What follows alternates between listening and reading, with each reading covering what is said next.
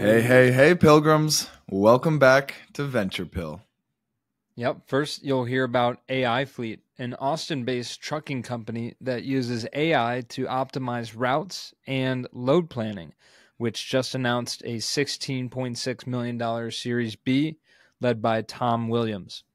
Then we'll get into a Pillfolio update on Viome, a company we covered way back on Dose 82. That's back in the news following a $25 million Series D. The startup leverages AI and data to offer people personalized nutrition guidance through the lens of gut health. Love that. Love to see the Pillfolio stay scorching hot. Oh, yeah. And lastly, to close out this week's dose, you'll hear a breakdown on LineLeap, a startup that lets people pay to skip lines at popular venues, hot off a $10 million funding round led by Y Combinator. Another packed 3-pack of innovative companies for this week's dose. Let's get on into it. Here we go. You see here, kid, you gotta just go for it. Don't think about what comes after or what came before. You just gotta bend your knees, take a deep breath, and jump. This is Venture Pill, your weekly dose of startups and venture capital. We break down recent startups in the news and interview founders and investors to help you stay informed in the evolving world of venture.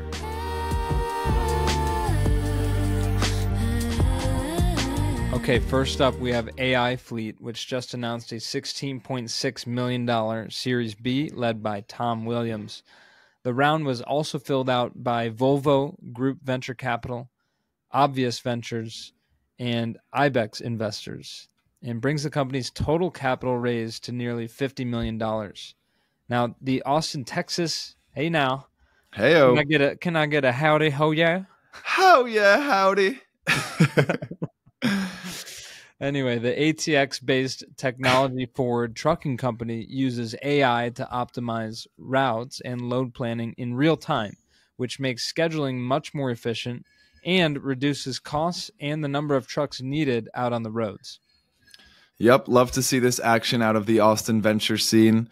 And so you mentioned a couple of those benefits, but there's additional downstream benefits, which actually trickles all the way down to, importantly, the truck drivers themselves, as Aifleet claims that they offer better pay and a better overall experience for their hardworking drivers. And you and I both know we've talked about this offline, but truck drivers are the backbone of America in my book. So yeah, absolutely. They really are. So really, any way that we can get them better pay, better experience, we're all for it. Not to mention, in this massive $400 billion market, there are currently a lot of challenges. So first of all, it's an extremely fragmented market.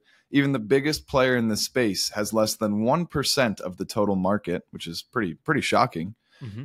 Additionally, there's a pretty significant trucker shortage that's only been continuing to grow, as the American Trucking Association estimates the shortage growing from 60K drivers to up to 82,000 by the end of this year. And by 2030, that number could nearly double to 160K, which really just underscores the fact that there's extremely high turnover, with figures around 90% annual truck driver turnover for some of the largest companies in the space. Yeah, so some staggering labor challenges there, and that feeds right into Aifleet's solution. So through their technology-enabled optimization for routes, combined with a steadfast commitment to drivers, this leads to very low churn compared to the industry average and much higher driver satisfaction scores. They can also generate over 40% higher utilization than the industry average, which drives 5 times profit as compared to big carriers. So they're really winning on both fronts in terms of employee satisfaction and turnover, as well as actually costs and optimization and efficiency. They're doing that through the AI, which manages quintillions of data points per week, which equals 250,000 loads per week, and that equates to $20 billion in orders per year. So some staggering numbers there, amount of data being processed by this company. Yeah, some absolutely massive numbers you just listed off there, partner. But, just to circle back, like we highlighted some of the challenges facing the trucking industry. And obviously with challenges comes opportunities. And that's exactly what Aifleet is capitalizing on here. 40% higher utilization, good for the industry, and we're getting higher driver satisfaction. Feels like both sides of the coin here are benefiting from the solution. And so lastly, with this fresh funding, the company will double down on their R&D to consistently stay ahead of competitors. And also they'll use the funds to scale up their processes to support big growth that they're anticipating in the coming years. The lead investor, Tom Williams, believes they are well positioned to become America's largest and most profitable truckload carrier, which makes sense why he would then lead this investment round. But the progress that the startup has made since 2020 has far exceeded what they originally thought was possible when Herein, which is Tom Williams' venture capital firm, made their first investment, again, back in 2020. So exciting growth for the startup. And we wanted to say, we were thinking about saying down with big trucking, but we realized you can't even really say that because it's such a fragmented industry. So down with high turnover trucking, maybe. Yeah. Down with big turnover. Down with big turnover. I think like everybody's against turnover. Yeah. Turnover. Yeah, it's kind of funny. Not every industry is dominated by big players, I guess. We've found that most are.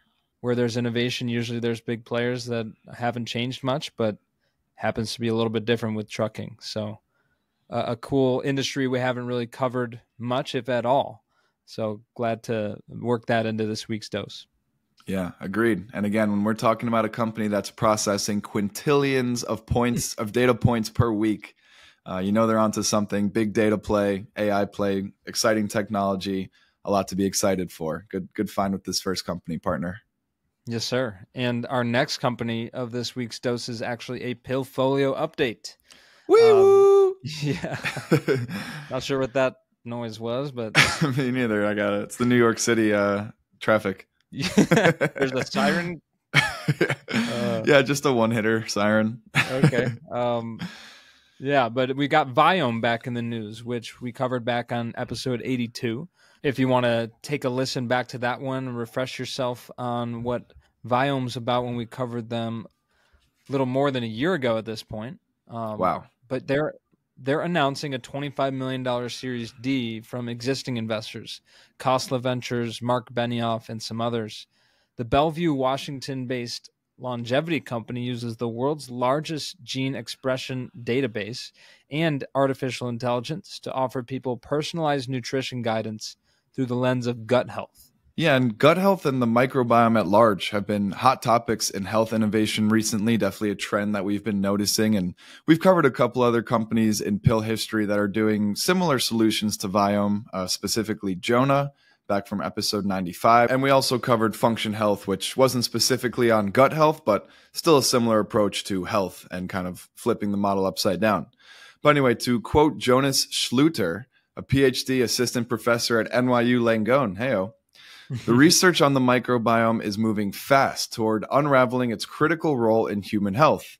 For example, we find that GI issues, chronic conditions like autoimmune diseases, obesity, and neurological disorders like Parkinson's show characteristic microbiome profiles. Even sports performance and motivation are potentially related to the microbiome or how you respond to therapies. And it makes sense, right? Like who would have thought that the food we put into our bodies has a direct effect on our health? Yeah. It makes sense and kind of underscores why this continues to be a rising topic that more and more venture dollars are going into. That said, there's still a lot to be understood and learned about the space.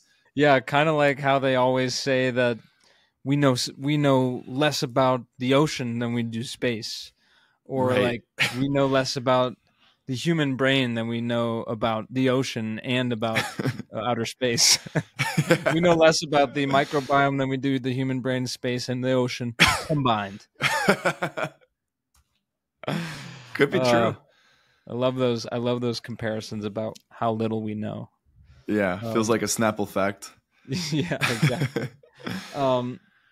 But yeah, so this is really where Viome sets itself apart from others in this space, though. It's the RNA sequencing technology that's been clinically validated, fully automated, and exclusively licensed by Viome to analyze biological samples far more efficiently than other technologies.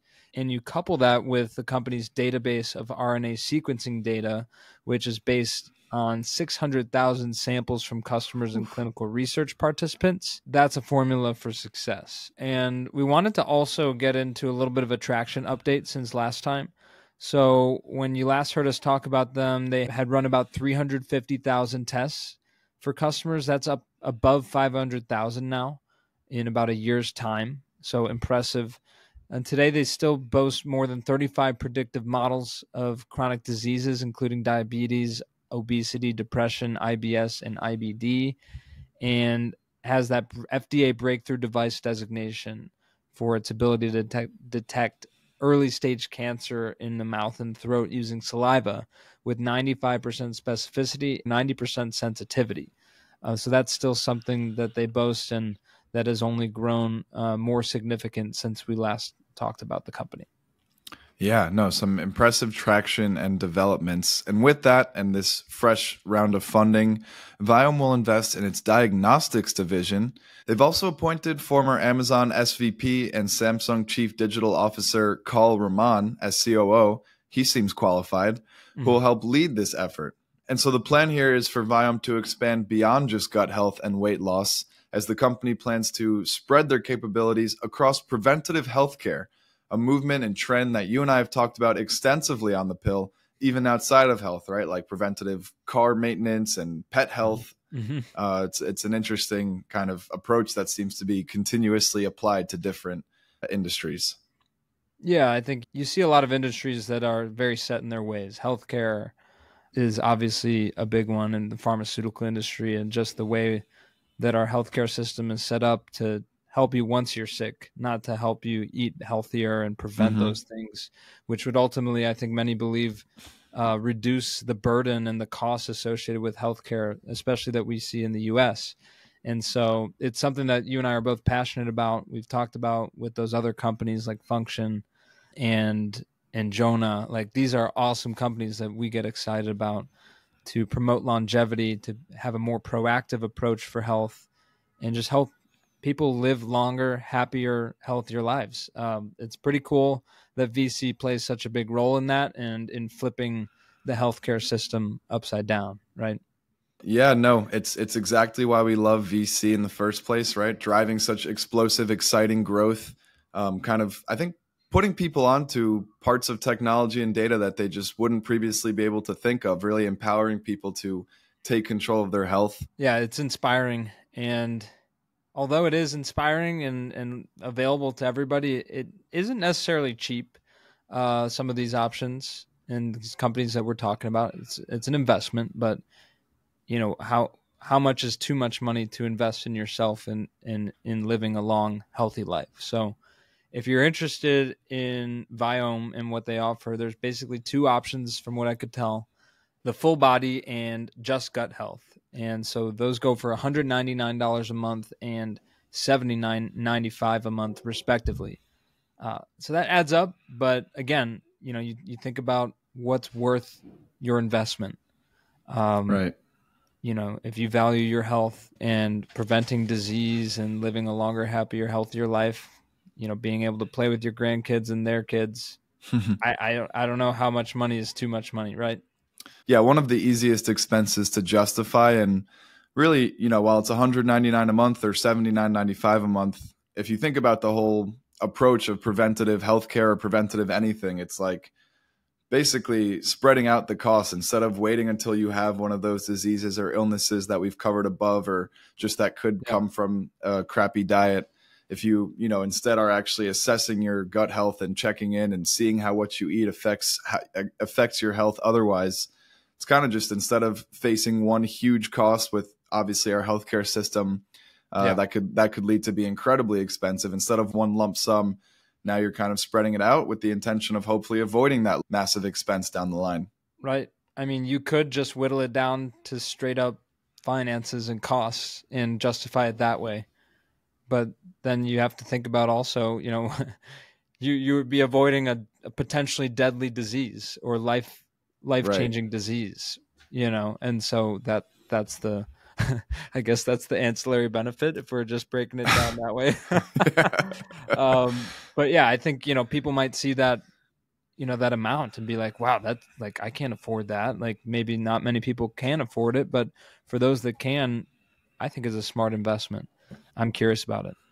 Yeah, no, I agree. It's not easy to necessarily have that long-term view on health or just anything that involves, looking down the line at what might get expensive later on in 10 years, 20 years from now. But something to think about for sure, right? Especially with this rising awareness and emphasis on eating right and dieting. And I think as more data continues to be published about how what we eat affects other parts of our life, it will continue to be more justifiable to at least look into a solution like this. Mm-hmm.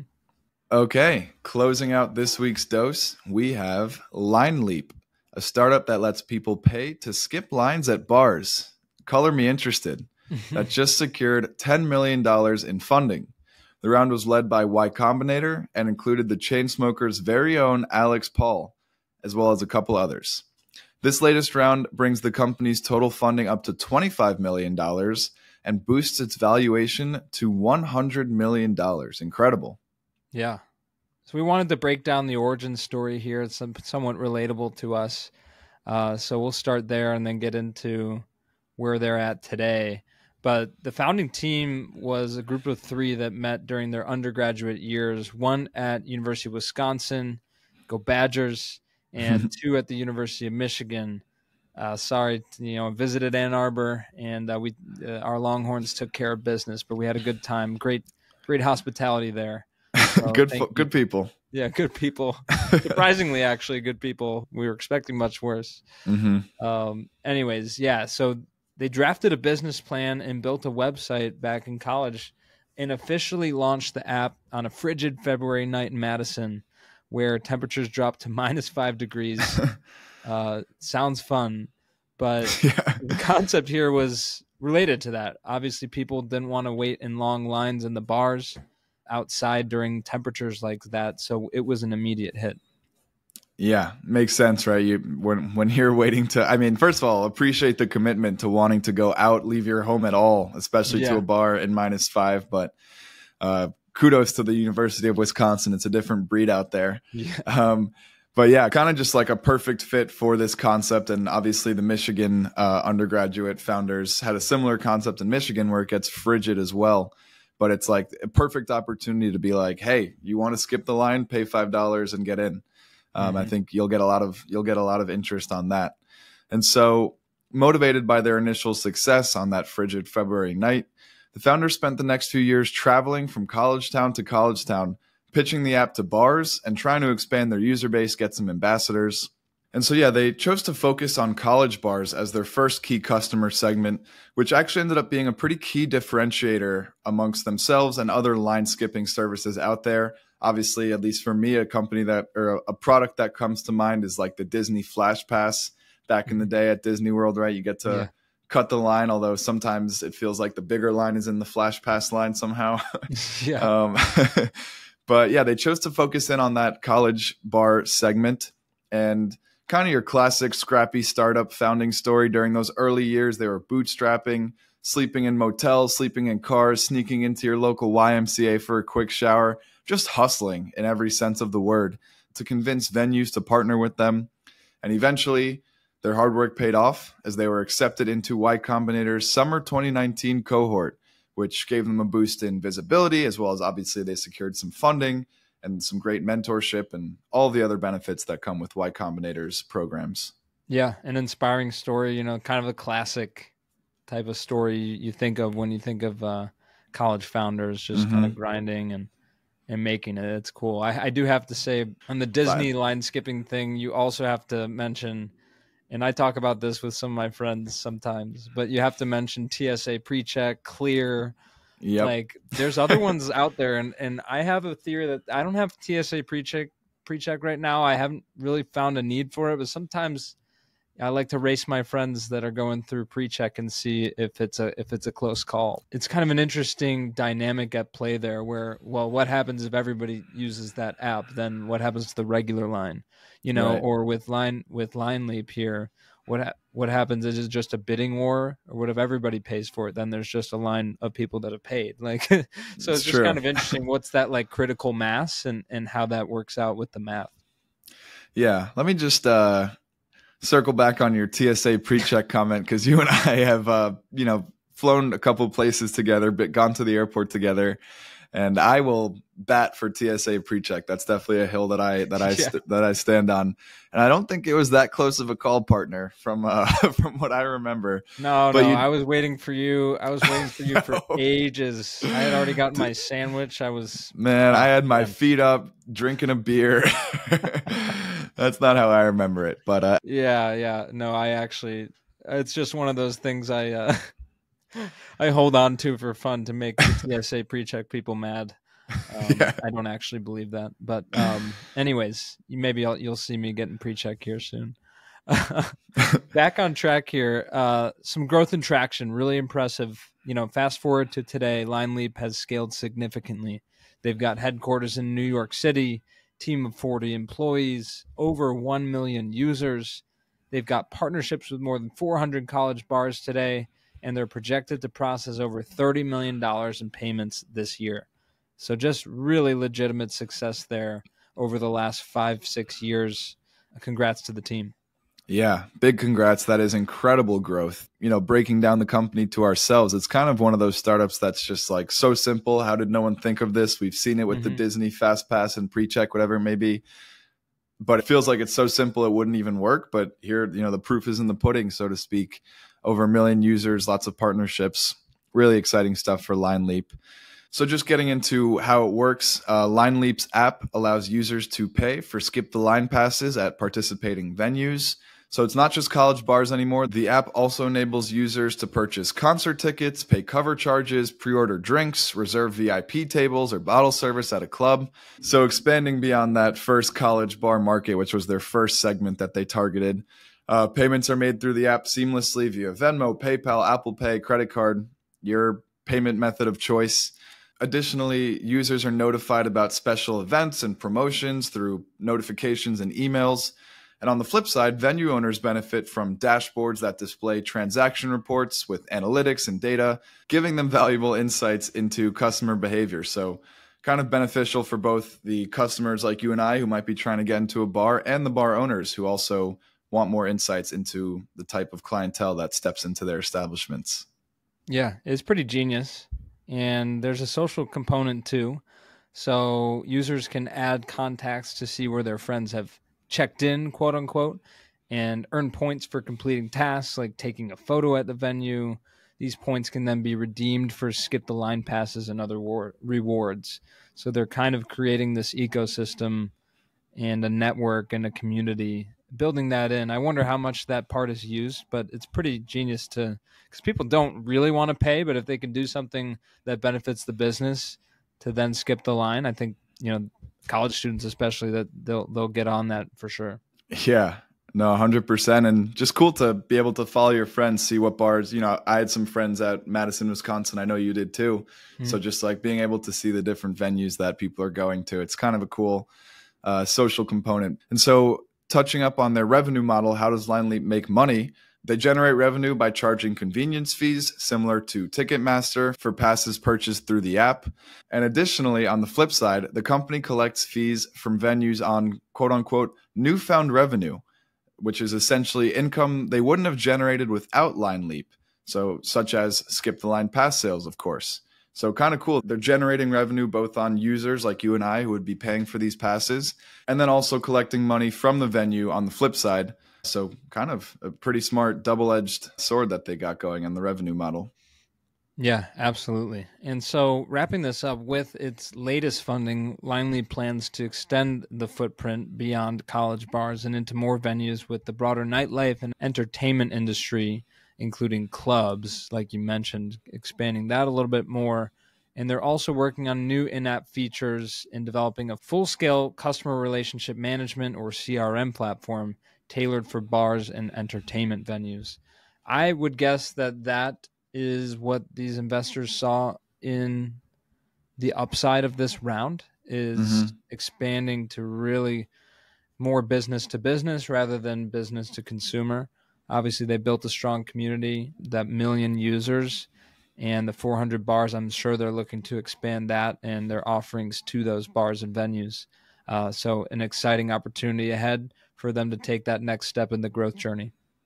That's a good call out, partner. Definitely in some of the research I was doing on LineLeap, seemed very apparent that these bars and venues were very keen on the insights and other data that was being generated by LineLeap, just being able to understand customer behavior more and, of course, play to that and be able to generate more revenues as a venue. So I think that is a point of emphasis that they'll look to expand into moving forward for sure. Yeah. I like this one. It's something everybody can relate to. It feels like recently we've been diving into those companies that we can't quite explain their technology quite well. This one's a little bit simpler, but I think in many ways equally as genius. So a good way to wrap out this week's dose, and another great one in the books, partner. Always a pleasure. Always a pleasure. Appreciate our listeners out there. Everyone have a great rest of your week, and we'll see you next time. Peace out. Thanks for listening. Join us next week for another dose of startups and venture capital. And as always, we appreciate our pilgrims spreading the word about the show. Share with your friends and help someone else make the pilgrimage. See you next time.